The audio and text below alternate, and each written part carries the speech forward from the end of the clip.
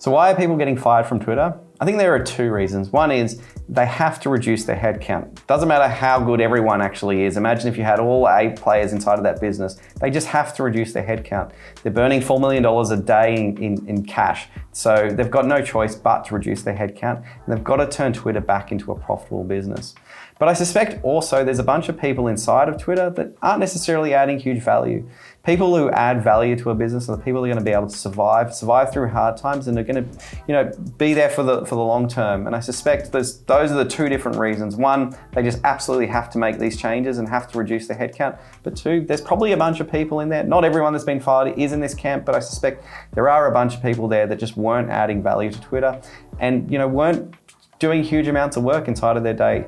I mean, I've seen a couple of videos where people are sort of talking around what their day is like working at Twitter, and, they've got all these sort of, really nice things and cafes that they can go to and all these types of things.